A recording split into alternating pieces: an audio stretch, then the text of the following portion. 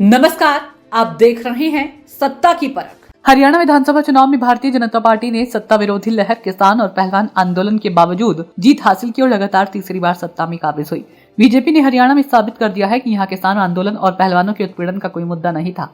यही ही नहीं, बीजेपी ने लगभग सभी एग्जिट पोल्स को गलत साबित किया और बड़े आराम से बहुमत के आंकड़े को पार करते हुए 48 सीटों पर जीत दर्ज की है। बीजेपी ने विधानसभा चुनाव में 2019 की तुलना में 3.5% अधिक मत प्राप्त करते हुए 39.9% मत प्राप्त किए।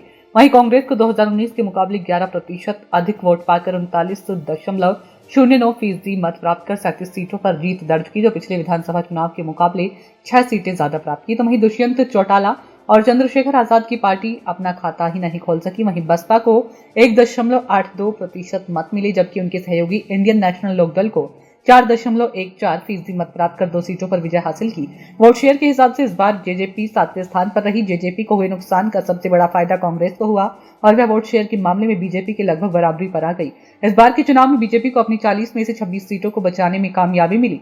वहीं पार्टी ने 22 नई सीटों पर भी जीत दर्ज की, जबकि कांग्रेस अपनी 31 में से मात्र 15 सीटें ही बचा पाई और 22 नई सीटों पर जीत हासिल की। हरियाणा की करीब 11 सीटों पर कांग्रेस को सबसे बड़ा नुकसान निर्दलीय उम्मीदवारों ने पहुंचाया। राज्य की 45 सीटों पर कांग्रेस दूसरे स्थान पर रही। इनमें से 11 सीटें ऐसी हैं जिनमें निर्दलीय उम्मीदवारों ने हार के अंतर के बराबर वोट हासिल कर कांग्रेस का खेल बिगाड़ दिया।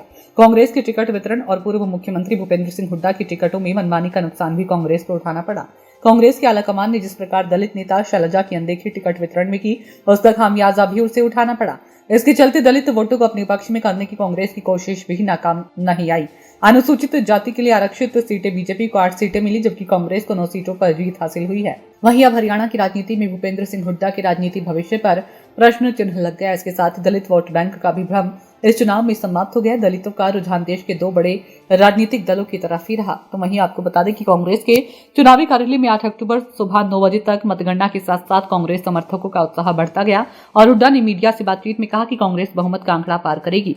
चुनाव आयोग की वेबसाइट पर डेटा अपलोड में हो रही देरी से भाजपा को बढ़त मिलती दिख रही है, लेकिन स्थिति जल्द ही हमारे पक्ष में बदल जाएगी। जैसे जैसे दिन ढलता गया और कांग्रेस की उम्मीदें धूमिल होती गई, भाजपा की बढ़त लगातार बढ़ती रही और शाम तक कांग्रेस को अप्रत्याशित परिणामों का सामना करना पड़ा।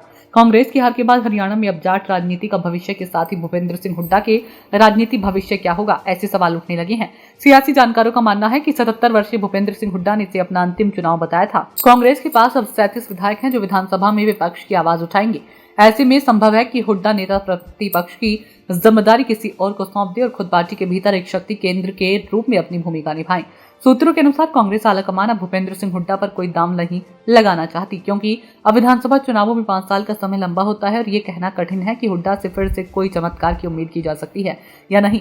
सियासी जानकारों का कहना है कि हरियाणा में ये अचंभित करने वाला है कि भाजपा ने हरियाणा में तीसरी बार सरकार बनाकर इतिहास रच दिया। कांग्रेस को भाजपा से मुकाबला करने के लिए नई रणनीति की जरूरत होगी। कांग्रेस जब जिस भी राज्य में टिकट बंटवारे में ऐसी गलती करेंगी तो उसे हार का मुंह देखना ही होगा। सत्ता की परख के लिए अब देश कुमार सिंह की रिपोर्ट।